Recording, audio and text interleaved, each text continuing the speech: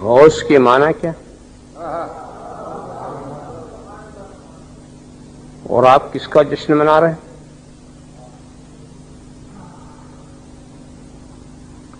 بہت ہی سامنے کا ترجمہ عرض کروں جو سب کی سمجھ میں آئے. فریاد رس.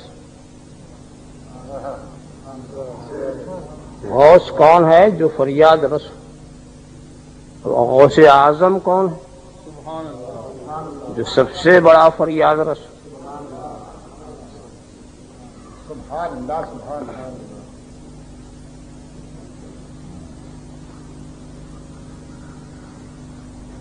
کس ذات کو آپ نے یہ نام دیا؟ سب سے بڑا فریاد رس کون ہے؟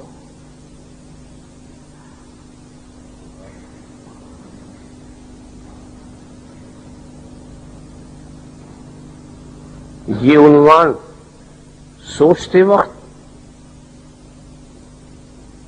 کیا قرآن کریم کی یہ آیت آپ کے سامنے نہیں آئی؟ وَمَا لَكُم مِّن دُونِ اللَّهِ مِن وَلِيٍّ وَلَا نَصِيرٍ. تمہارے لیے اللہ کے سوا نہ کوئی مددگار ہے نہ کوئی ولی. یہ محکم ہے، اس میں کوئی اشتباہ نہیں. تو جب خدا کے سوا کوئی ولی ہے ہی نہیں، کوئی فریاد رس ہے ہی نہیں، کوئی مددگار ہے ہی نہیں، تمہیں کیا حق پہنچتا ہے کہ تم خدا کے سوا کسی کو مددگار قرار دو، کسی کو ولی قرار دو، کسی کو اپنا ولی بناؤ؟ اس لیے کہ فریاد رس صرف خدا ہے، ولی صرف خدا ہے، مددگار صرف خدا ہے، ناصر صرف خدا ہے، نصیر صرف خدا ہے، مشکل کشا صرف خدا ہے، حاجت روا صرف خدا ہے، دافع البلا صرف خدا ہے، شافع الامراض صرف خدا ہے. جب صرف خدا ہے تو غوث اعظم بھی وہی ہے،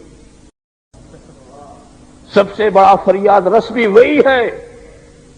اور جب سب سے بڑا فریاد رس وہی ہے تو خدا کے سوا کسی کو غوث کرنے کا تمہیں حق کیا؟ خدا کے سوا کسی کو مددگار بنانے کا حق کہاں سے مل گیا؟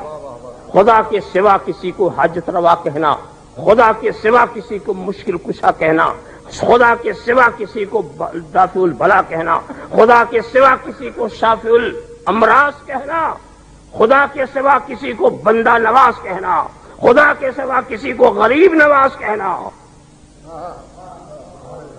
تمہیں حق کیا ہے جب صاف آیت کہہ رہی ہے ما لکم من دون اللہ من ولی ولا نصیر؟ کوئی نہیں ہے اللہ کے سوا تمہارا کوئی مددگار، تمہارا کوئی ولی، کوئی دوست، کوئی نصیر، کوئی ناصر، کوئی حاجت روا نہیں.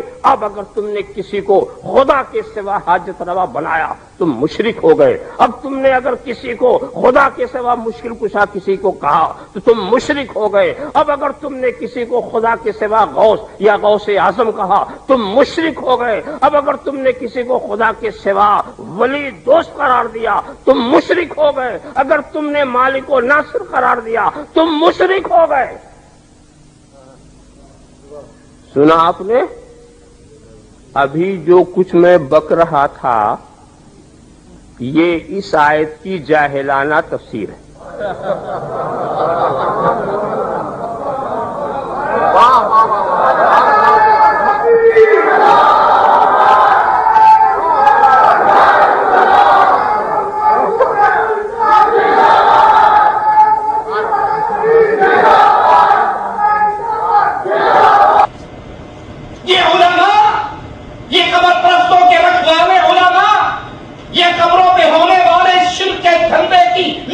کرنے والے رب کی قسم یہ دلائل کو جانتے ہیں، یہ اپنے اس کفر کو، شرک کو،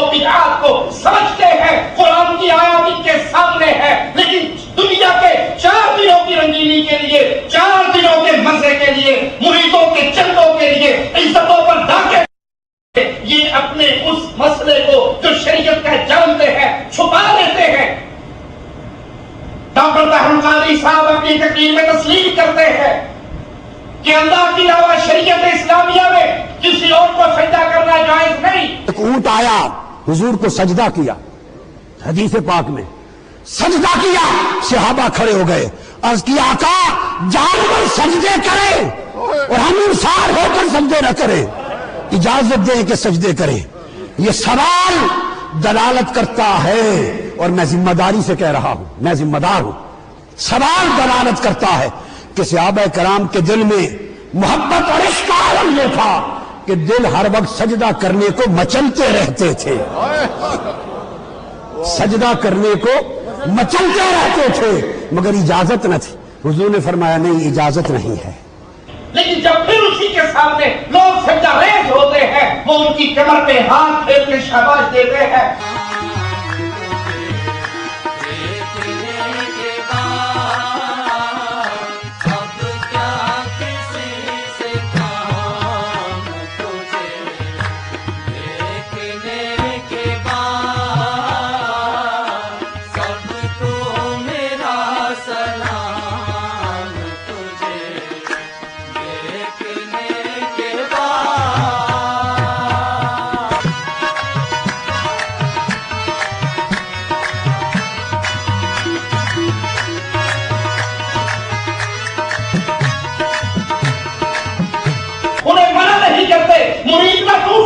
مرید کا راستہ ہو جائے، دنیا کی تسطح چھن نہ جائے، دنیا کا مال و متاع بھولا موڑ لے، لیکن یاد کر لو اللہ کی قسم، جو شخص اللہ کے توحید کے دلائل کو جاننے کے باوجود پھر اس کو چھپاتا ہے دنیا کی لذتوں کے لیے، دنیا کے مال و متاع کے لیے، مریدوں کی کثرت کے لیے، وہ اپنے پیٹ میں بھر رہا ہے. قرآن کہہ رہا ہے ما یأکلون فی بطونہم الا النار، یہ اپنے مریدوں کے چندے نہیں بھر رہے، جہنم کی آگ بھر رہے.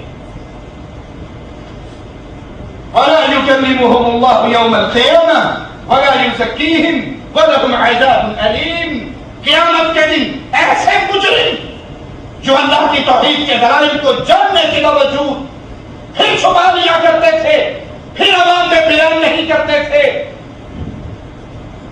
حسن یوسف علیہ السلام کے قصے سنا کر جانے والے، زلیخا کی باتیں بتا کر جانے والے، ادھر ادھر کی کہانیاں سنا کر عوام کو ٹھنڈے میٹھے مسئلے بتا کر جانے والے، کوئی ناراض نہ ہو جائے.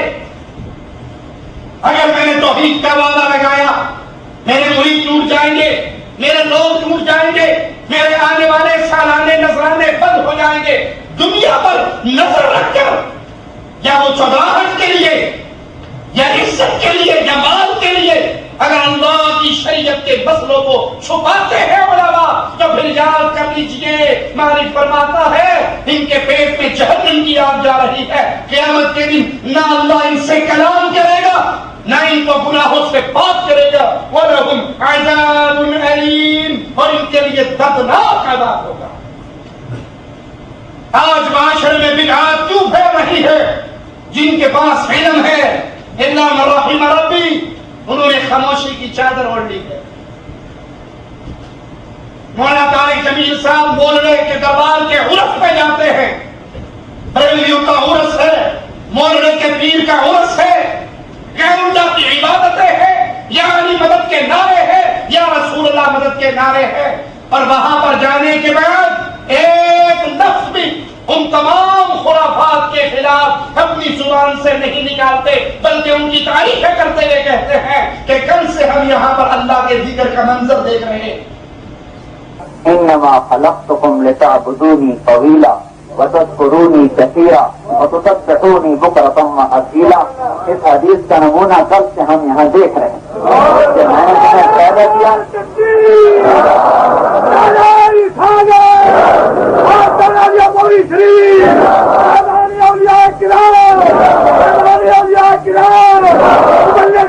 اسلام خواجہ محمد معصوم صاحب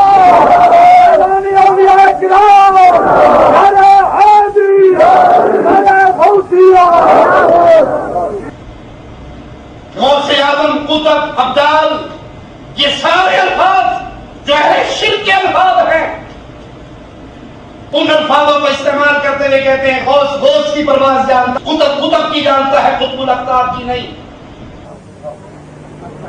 کہ میرے بھائیوں ولی ولی کو پہچانتا ہے،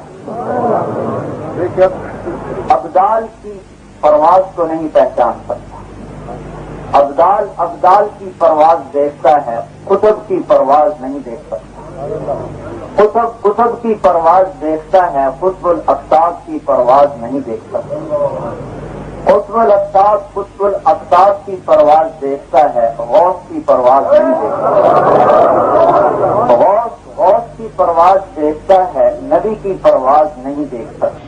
ولی ولی کی جانتا ہے، ولی الاولیاء کی نہیں ہے۔ یہ سارے ٹرم، یہ سارے الفاظ، یہ سارے نام انہیں اہل شرک کے بنائے ہوئے ہیں، ان کے بارے میں اللہ نے کوئی دلیل، کوئی برہان نازل نہیں کی۔ وہاں پر تعریف کیوں کی جاتی ہے؟ یا علی مدد کے نعروں کو برداشت کیوں کیا جاتا ہے؟ یا رسول اللہ مدد کے نعروں کو برداشت کیوں کیا جاتا ہے؟ لوگ ناراض نہ ہو جائیں۔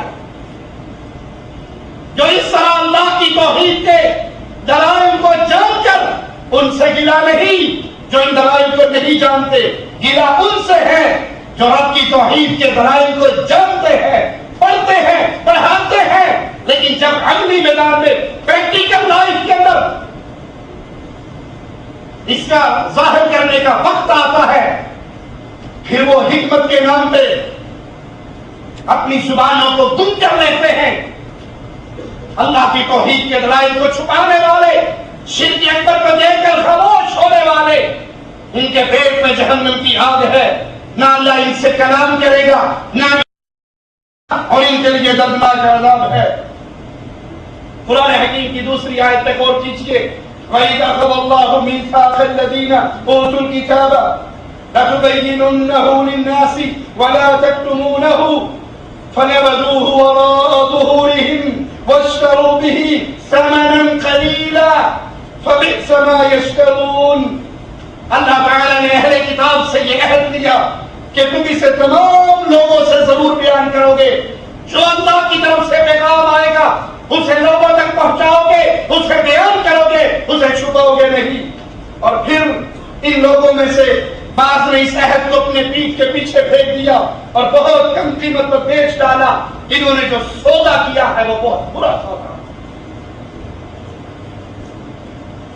اللہ جو حق پہنچاتا ہے اپنے نبیوں کے ذریعے، نبی اپنے اصحاب کے ذریعے امت تک یہ بات پہنچاتے ہیں، اس کو بیان کرنا ایمان ہے، جنت کا سودا ہے۔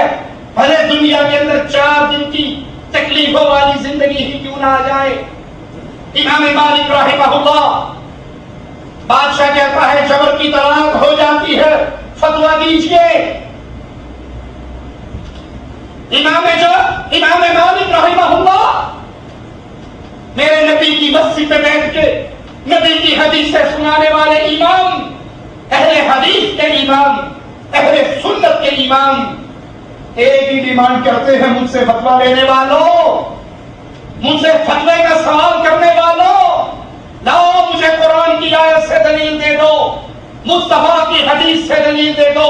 اور اگر تمہارے پاس نہ قرآن کی آیت ہے نہ مصطفیٰ کا فرمان ہے، مالک کی گردن کٹ سکتی ہے، مصطفیٰ کی شریعت کے خلاف فتویٰ جاری نہیں۔